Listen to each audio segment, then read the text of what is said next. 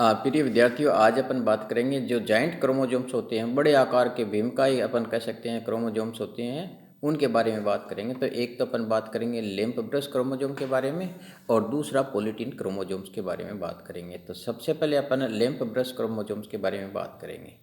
Lamp brush chromosomes जो lamp को साफ करने वाली जो ब्रश होती है, चिमनी को साफ करने वाली जो ब्रश होती है, उस प्रकार की अपीयरेंस होती है, इसलिए इनको अपन लैंप ब्रश क्रोमोसोम कहते हैं। इनको सबसे पहले फ्लेमिंग ने 1882 में देखा था। रूकर्ड ने इनकी डिटेल स्टडी की थी। इनकी आकृति के कारण ही इनका नाम लैंप ब्रश क्रोमोसोम पाया जाता है। तो ये भाई जो मैन क्रोमोसोम्स हैं उनके अंदर लेटरल लूप्स निकल आते हैं चारों ओर। जो बाइवेलेंट क्रोमोसोम होते हैं उनके चार चार लूप निकल आते हैं और इस कारण ये संपूर्ण लंबाई पे इनके लूप होते हैं, इसलिए इनको अपने लैंप ब्रश क्रोमोसोम्स या इनकी अपीयरेंस है लैंप ब्रश के समान दिखाई देती है, ये पाए जाते हैं।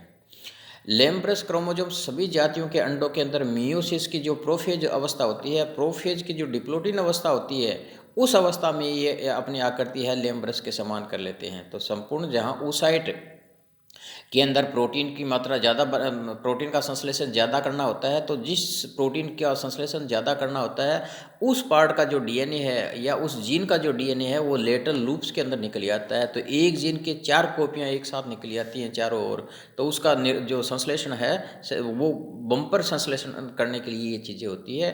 तो प्रोफेज की जो प्रोफेज बहुत लंबी होती है, अपने oocyte के अंदर अपन ने देखा, oogenesis के अंदर जो डिप्लोटिन अवस्था है बहुत लंबी होती है, तो उसके अंदर ये क्रोमोसोम्स है इस आकृति के अंदर पाए जाते हैं। तो इनका मुख्य काम है प्रोटीन के संश्लेषण को बढ़ाना, एक खास प्रोटीन या खास जीन को एम्पलीफाई कर देते हैं।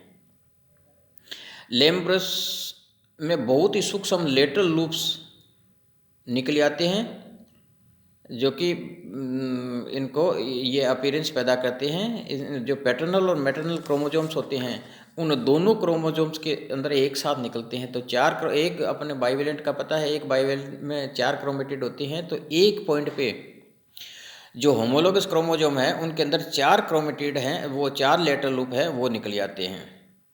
लैंप ब्रश क्रोमोसोम्स उन अंडों में ज़्यादा बड़े दिखाई देते हैं जिनके अंदर योग की मात्रा ज़्यादा होती है। तो जो बड़े अंडे होते हैं मेगालोसीथल अंडे होते हैं, उन जंतुओं के अंदर ये इनकी जो आकृति है वो ज़्यादा बड़ी दिखाई देती है।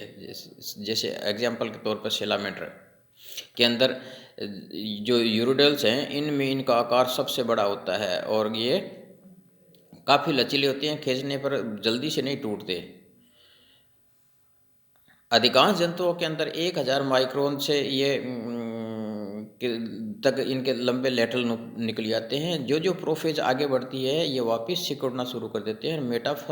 मेटाफेज फर्स्ट आते आते ये बिल्कुल अपना सामान्य आकार ग्रहण कर लेते हैं। अगर इनकी स्ट्रक्चर को अपन देखें तो इनकी स्ट्रक्चर को अपन एक तो क्रोमोसोमल एक्सिस, क्रोमोमियर और लेटरल लूप 3 भागों में अपन डिवाइड कर सकते हैं समझने के लिए। होमोलोगस पेयर का प्रत्येक क्रोमोसोम 2 क्रोमेटिड का बना होता है, जिसे एक्सियल फिलामेंट या क्रोमोसोमल एक्सिस भी अपन कहते हैं। प्रत्येक क्रोमेटिड एकल डीएनए तंतु का बना होता है, ये भी अपने को पता है। कोइल्ड अवस्था के अंदर ये रहता है। तो अधिकांश अपना जो डीएनए कोइल्ड अवस्था के अंदर रहता है, जिनको अपन क्रोमोमियर कहते हैं। और जो जीन एक्टिव होता है वो जीन लेटरल लूप के रूप में निकल आता है। क्रोमेटिड के दोनों सिरे फूल कर टेलोमेर्स में रूपांतरित हो जाते हैं और तो कई इनका कुछ एरिया लूप फ्री होता है और जो जीन एक्टिव होते हैं वहाँ लेटरल लूप निकल जाते हैं। क्रोमोमियर्स के बारे में बात करें तो निश्चित स्थानों पर एक्सियल फिलामेंट टाइटली कोल्ड होकर क्रोमोमियर्स में रूपांतरित, जो कंडेंस अवस्था के अंदर होता है, कोल्ड अवस्था के अंदर जो डीएनए होता है वो क्रोमोमियर के रूप में कहलाता है, पूरी लंबाई में फैले रहते हैं। क्रोमोमियर्स का पता है अपने को हमेशा पेयर्स के अंदर पाए जाते हैं। होमोलोगस क्रोमोसोम्स हैं इसलिए ये हमेशा पेयर्स के अंदर पाए जाते हैं। तो जो पार्ट कोइल्ड है वो क्रोमोमियर के रूप में और जो पार्ट अनकोइल्ड है वो हमेशा लेटरल लूप के रूप में पाया जाता है। लेटरल लूप की बात करें तो ये एक्सियल फिलामेंट के क्रोमोमियर प्रदेश में डीएनए तंतु एक्सिस से लेटरल साइड में फैलकर लेटरल लूप्स का निर्माण करता है। प्रत्येक क्रोमेटिड में एक स्थान पर एक लूप निकलता है। एक होमोलोगस पेयर में एक स्थान पर 4 समान होमोलोगस अगर पेयर है, एक क्रोमेटिड से एक निकलेगा। तो अगर 4 क्रोमेटिड होमोलोगस पेयर के रूप में अगर क्रोमोसोम है तो उसमें 4 लूप निकलेंगे। प्रत्येक लूप का स्थान, आकार और मोटाई निश्चित होती है।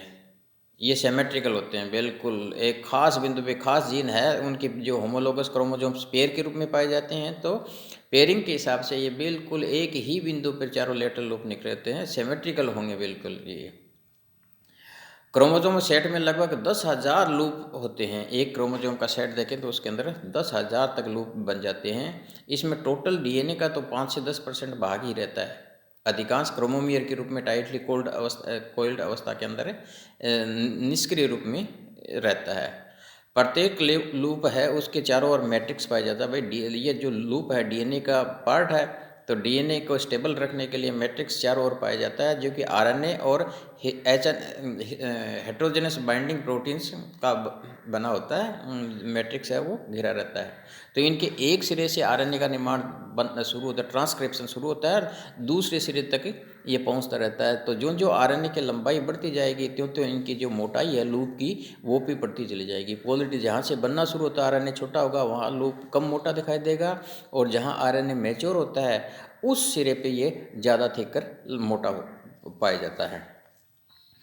ऐसा माना जाता है कि लूप पेयर किसी विशेष जीन की एक्टिविटी से संबंध होते हैं। प्रत्येक लूप में जीन या डीएनए एक क्रम से व्यवस्थित होते हैं, यानी एक जीन कई आइडेंटिकल कॉपीज इसके अंदर रहती हैं। तो स्लेव कॉपी, जिनको अपन स्लेव कॉपी कहते हैं, उसके वो पाई जाती हैं, टेंडम मैनर के अंदर पाई जाती हैं, यानी एक ही जीन की कई कॉपियाँ उस एक लूप के अंदर पाई जाती हैं। तो कई सारी जो कॉपियां हैं, आरएनए की कॉपियां हैं, वो इसके अंदर एक साथ बन जाती हैं, और जो प्रोटीन है वो पर्याप्त मात्रा के अंदर इनके अंदर बन जाएंगी।